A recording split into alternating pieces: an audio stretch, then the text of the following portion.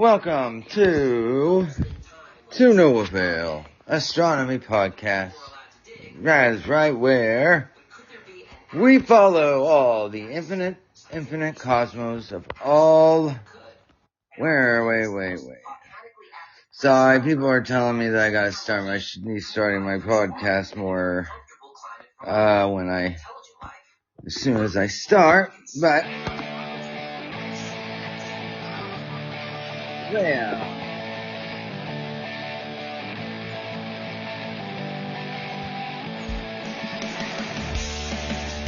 What's up, guys?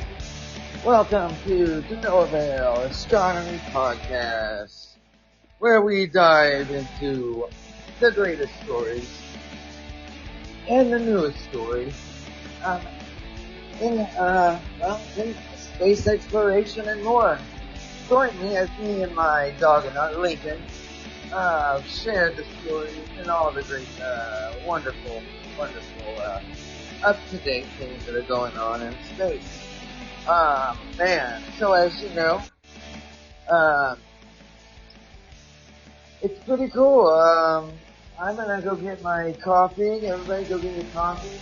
As you know, America has landed on the moon and put a new rover on the moon, but guess what?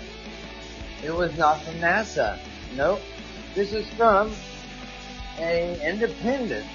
So NASA was just kind of piggybacking. Isn't that cool? So, man, that's a pretty big step, man. Space exploration has now gone to where we don't need NASA.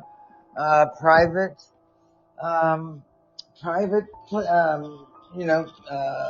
industries are doing it now.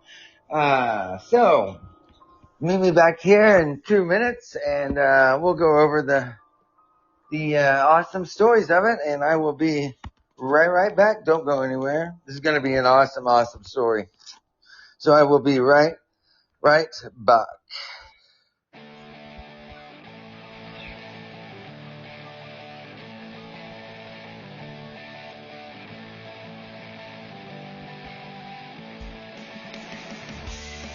Actually, you know what?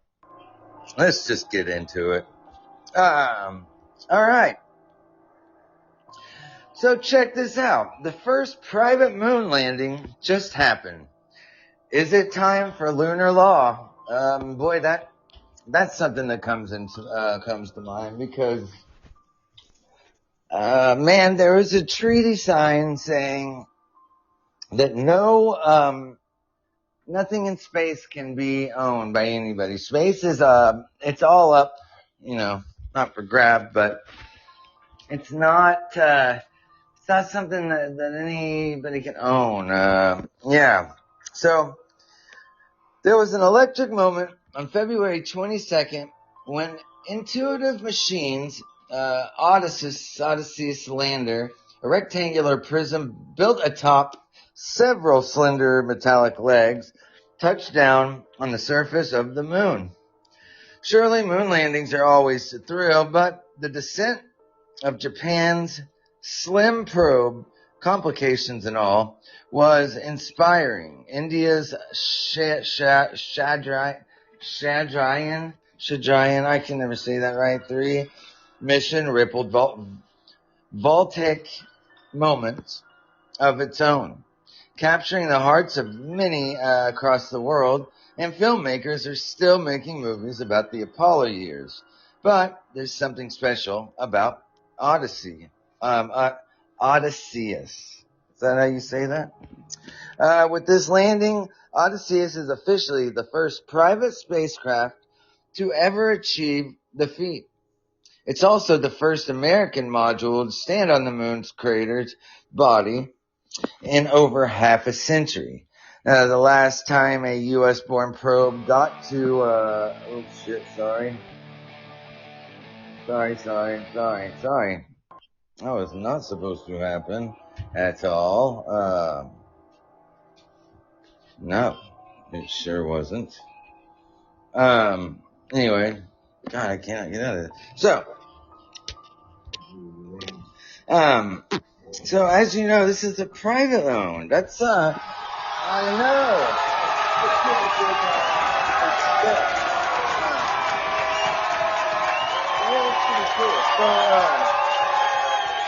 cool.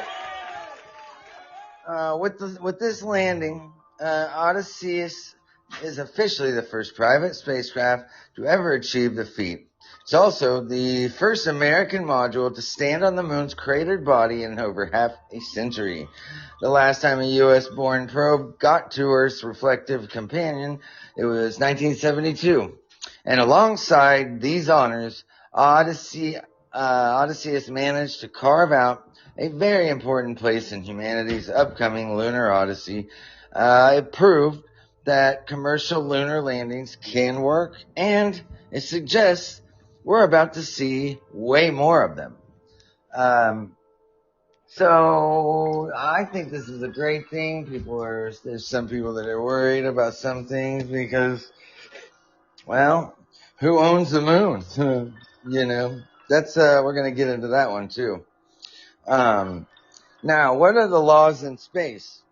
Outer Space Treaty and more, explained by the ESA.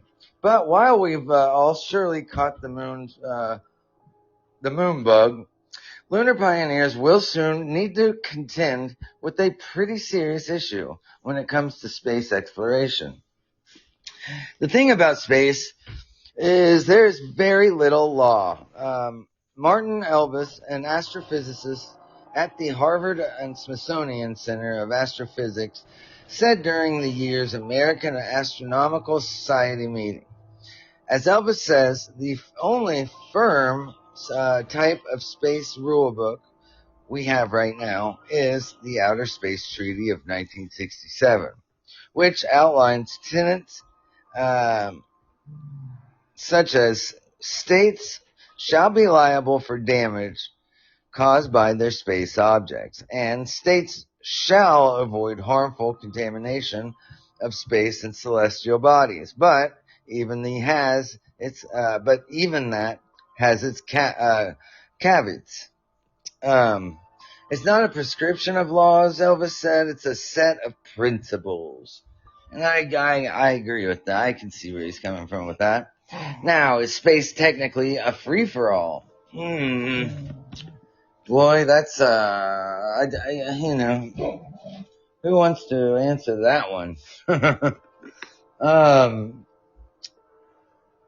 As you know, who was it?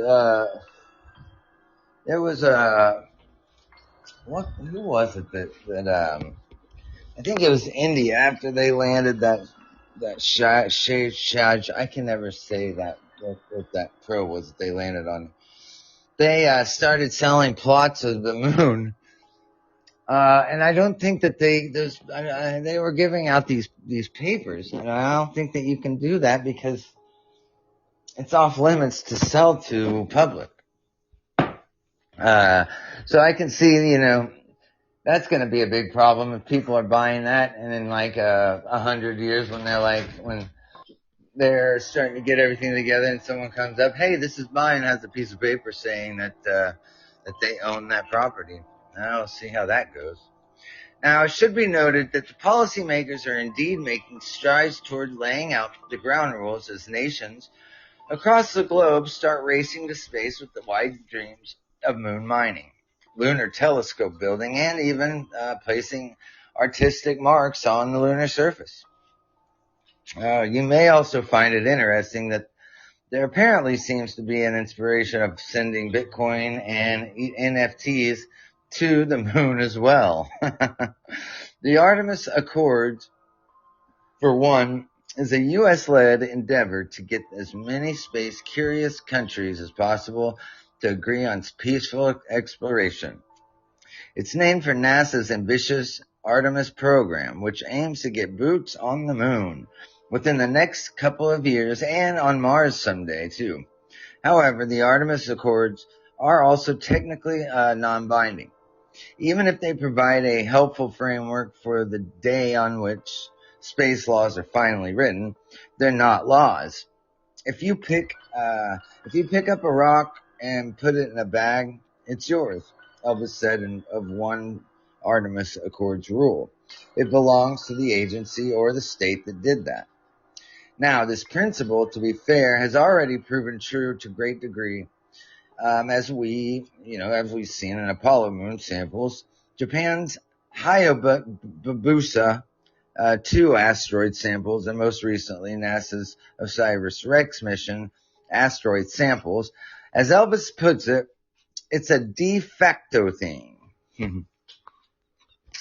That meaning the other change it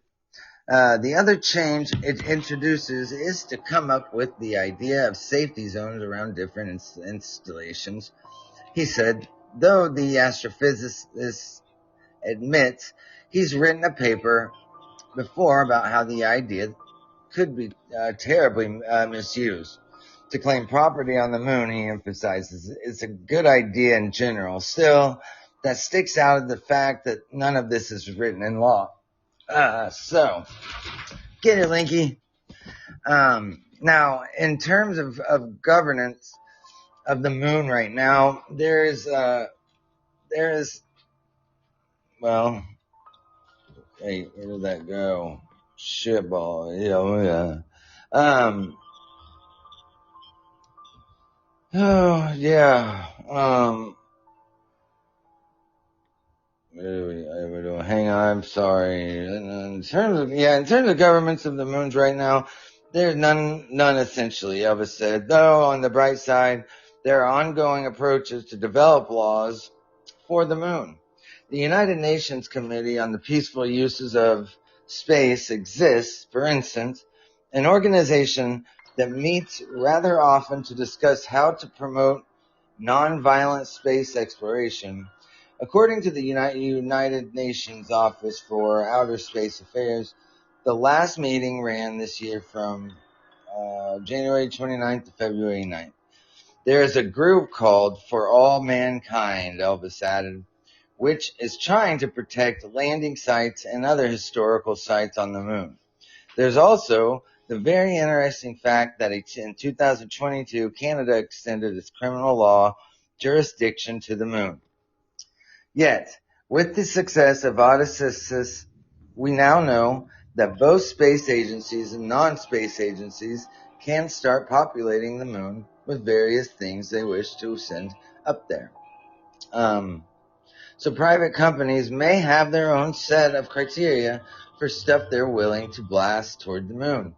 Intuitive machines require that you fill out a form, for instance, but I suppose that'd be up to each company's discretion. Might this be the push that was needed to get some lunar, laws, like real laws, etched into something more solid?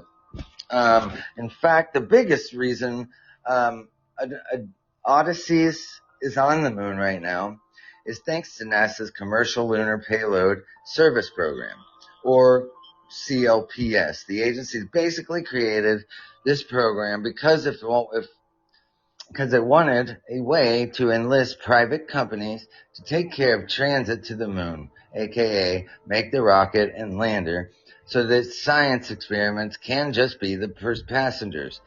And even if NASA gets to reserve a few first-class spots on the trip, other people can pay to have their science equipment on board as well. And it doesn't even need to be be science equipment. Artist Jeff Koons, for instance, sent one of his art installations to the moon via Odysseus next to an indestructible time capsule meant to preserve human knowledge on the lunar surface. That's not worrying to think about it at all, the end of humanity on Earth. Down the line, we may even start seeing CLPS missions bring components piece by piece for some pretty grand lunar scientific endeavors. It could get crowded up there for far sooner than we once imagined. We've already seen it happen with satellites in Earth's low orbit. Now, the price of putting something in our planet's gravitational tides has become based on the market value of those tides, a value dictated by demand.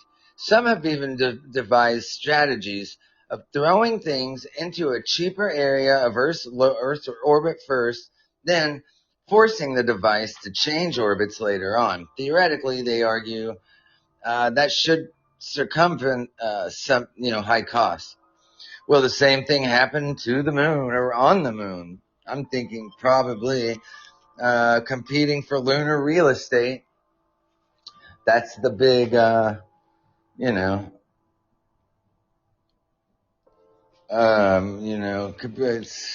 competing for lunar real estate. Despite commercial companies now being able to ferry their goods to the lunar surface, Elvis and fellow lunar ethics expert Alana Krolowski are primarily focused on pushing for science-related moon laws. Huh. Well, okay. If they offer me to you, I will, but I'm on top today and I can't afford to leave, Joy. I am, love, I promise.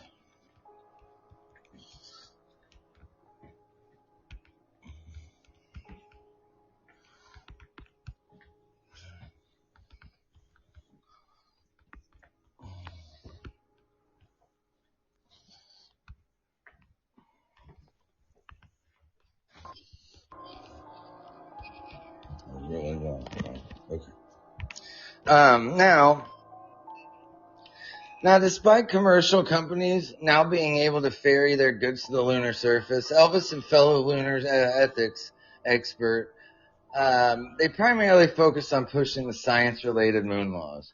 Now, the simple reason is that science investigations are usually highly specific based on what equipment is available and what signals you're trying to track. Even in a laboratory on Earth, you need to worry about temperature, humidity, and other stuff when designing the perfect room for experimentation. But on a cosmic scale, if you want infrared signals, for instance, you can't have infrared interference. That's why the James Webb Telescope is located at L2 with the hefty silver sun shield. The sun creates major infrared interference, but that spot is quite protected because it sits on the side of Earth's opposite the sun at all times. Similarly, on the moon, any planned observatories will want to be in specific locations, and specificity like this inevitably can cause competition. Taking moon mining. Now, that's going to be crazy when, yeah. Now, helium-3 mining has been mentioned on the moon as a source of fusion power, and this is going to be huge. Elvis said, though he followed that up quickly by saying he thinks it's a bit of a moot point, as we don't have any fusion reactors yet to play with. It's going to be a long time before we get one that burns helium-3, he explained. But man, helium-3 is like, it is very plentiful on the moon. It is not plentiful here on Earth. So that's going to be a huge mining spree for that.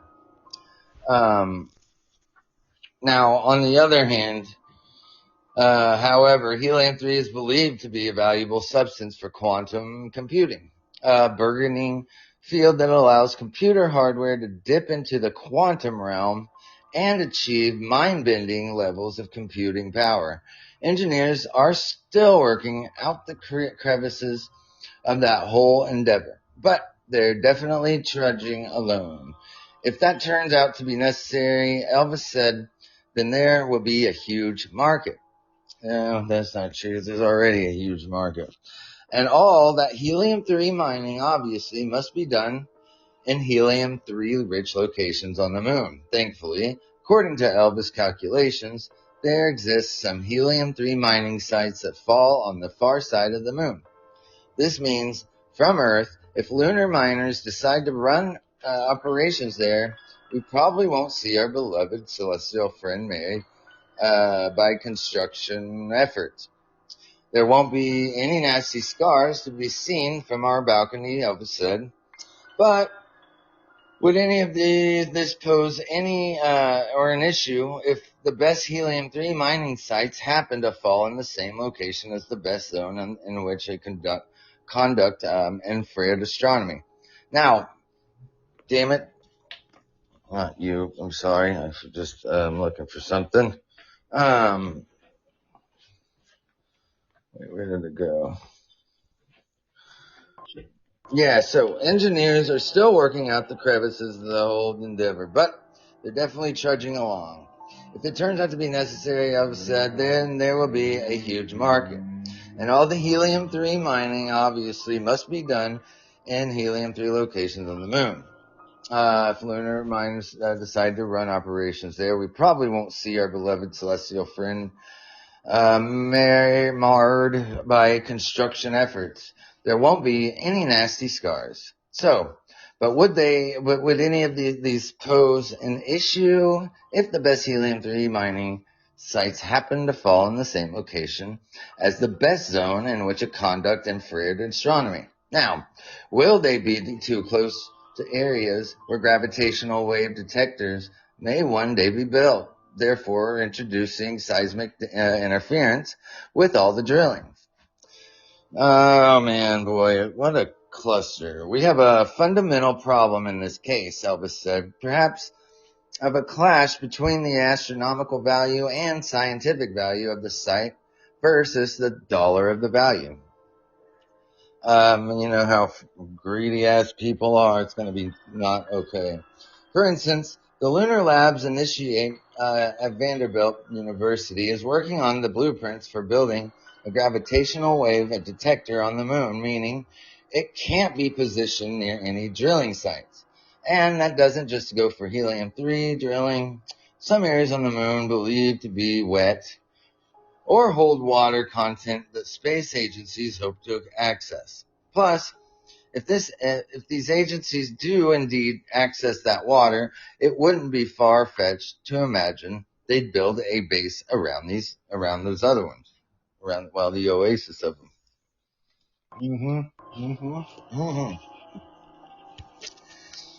Elvis also points out that the envisaged Lion Gravitational Wave Telescope concept, which stands for Laser Interferometer on the Moon, based on the observatory's blueprints, it need to be in cold areas on the lunar surface to work. Elvis picked out 3 good craters within which he suggests it can be built. You need to find an abundant shadowed region with these very cold traps in the middle, he said.